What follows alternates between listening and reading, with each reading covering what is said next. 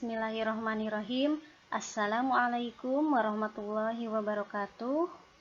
Bagaimana kabarnya anak-anakku? Semoga kalian dalam keadaan sehat walafiat dan tetap semangat meskipun belajar dari rumah. Anak-anakku, pada kesempatan ini berjumpa kembali dengan Ibu Istianingsih dalam mata pelajaran PPKN kelas 8 bab 3 memaknai peraturan perundang-undangan. Adapun peta konsep dari materi memaknai peraturan perundang-undangan itu terdiri dari makna tata urutan peraturan perundang-undangan di Indonesia, proses penyusunan peraturan perundang-undangan, yang ketiga menampilkan sikap sesuai dengan peraturan perundang-undangan. Tujuan pembelajarannya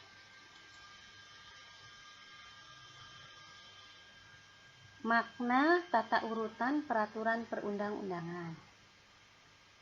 Berdasarkan Undang-Undang Dasar Negara Republik Indonesia tahun 1945, Pasal 1 Ayat 3, bahwa negara Indonesia adalah negara hukum. Oleh karena itu, segala kegiatan penyelenggaraan pemerintahan harus berdasarkan pada hukum yang berlaku. Hukum yang dimaksud adalah peraturan perundang-undangan berupa dokumen tertulis yang dibuat oleh lembaga atau pejabat berwenang seperti DPR, DPRD, Presiden, dan Gubernur. Berikut beberapa pengertian peraturan perundang-undangan dari beberapa tokoh. Pertama, Bagirmanan. Peraturan perundang-undangan adalah setiap putusan tertulis yang dibuat, ditetapkan, dan dikeluarkan oleh lembaga atau pejabat negara yang mempunyai fungsi legislatif sesuai dengan tata cara yang berlaku. Suhino menyatakan bahwa peraturan perundang-undangan memiliki beberapa makna. Pertama, proses atau tata cara pembentukan tata cara peraturan perundang-undangan dari jenis dan tingkat tertinggi, yaitu undang-undang sampai yang terendah yang dihasilkan secara atribusi atau delegasi dari kekuasaan perundang-undangan. Kedua, keseluruhan produk peraturan perundang-undangan tersebut. Menurut Hamid S. At-Tamimi, peraturan perundang-undangan sebagai semua aturan hukum yang dibentuk oleh semua tingkat lembaga dalam bentuk tertentu dengan prosedur tertentu. Biasanya disertai sanksi dan berlaku umum serta mengikat rakyat. Peranan peraturan perundang-undangan.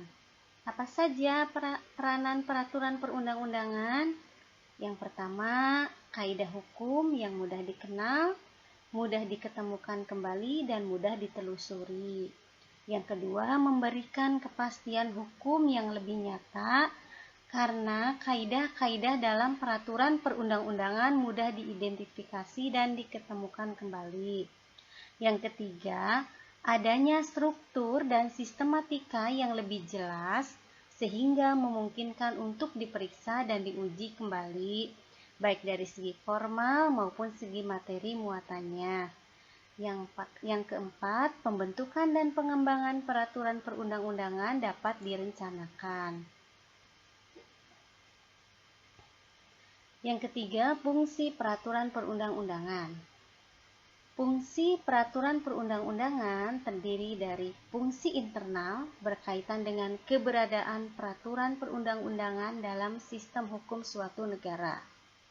Fungsi internal terdiri dari fungsi penciptaan hukum, pembaharuan hukum, integrasi, dan kepastian hukum. Yang kedua, fungsi eksternal. Peraturan perundang-undangan terdiri dari fungsi perubahan, stabilisasi, dan kemudahan. Yang ketiga, fungsi peraturan perundang-undangan.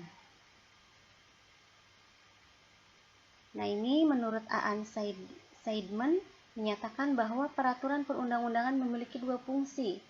sebagai pernyataan efektif dari suatu kebijakan yang dibuat oleh pemerintah dan sebagai hukum yang menjadi sebuah langkah penting bagi suatu negara dalam upaya perubahan perilaku.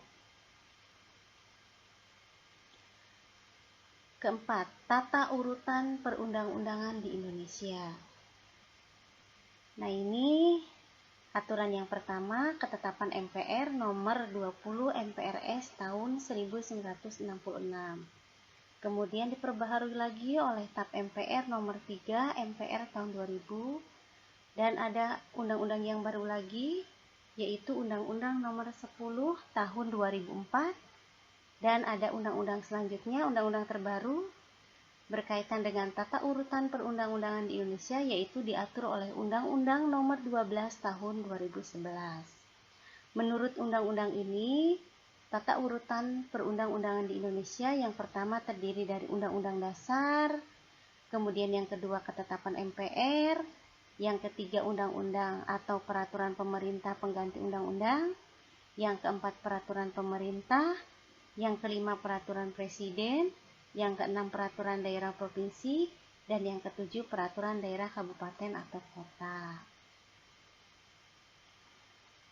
Yang pertama, Undang-Undang Dasar 1945 merupakan dasar hukum tertinggi di Indonesia yang dijadikan sebagai acuan dalam pembuatan peraturan lain di bawahnya.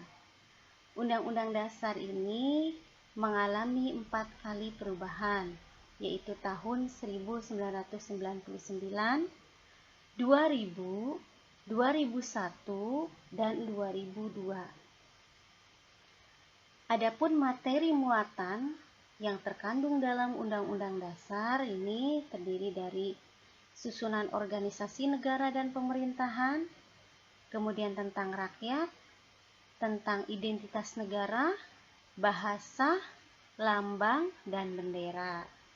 Kemudian juga memuat jaminan hak asasi manusia, memuat ketatanegaraan yang bersifat fundamental, dan memuat pembagian dan pembatasan kekuasaan atau tugas ketatanegaraan yang bersifat fundamental. Kemudian yang kedua, ketetapan MPR. Ketetapan MPR adalah sebuah produk legislatif yang merupakan keputusan musyawarah, baik yang berlaku dalam majelis maupun di luar majelis. Kemudian sebagai sumber hukum, isi dari ketetapan MPR ini terdiri dari memuat garis-garis besar dalam bidang legislatif dilaksanakan oleh undang-undang. Kemudian memuat GBHN dan dalam bidang eksekutif dilaksanakan dengan keputusan presiden. Adapun 3 hal yang harus diatur dalam TAP MPR ini merinci lebih lanjut aturan yang tercantum dalam batang tubuh. Yang kedua, tempat perwujudan norma hukum yang berasal dari hukum dasar tidak tertulis dalam aturan dasar tertulis.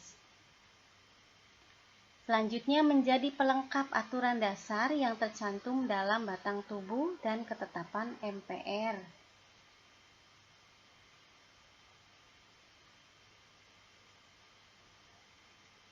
Selanjutnya, peraturan pemerintah dan peraturan presiden. Peraturan pemerintah merupakan peraturan perundang-undangan yang dibuat dan ditetapkan oleh presiden untuk menjalankan undang-undang sebagaimana mestinya. Kemudian, peraturan presiden. Ini merupakan peraturan perundang-undangan yang ditetapkan oleh presiden untuk menjalankan perintah peraturan perundang-undangan yang lebih tinggi atau untuk menyelenggarakan kekuasaan pemerintahan.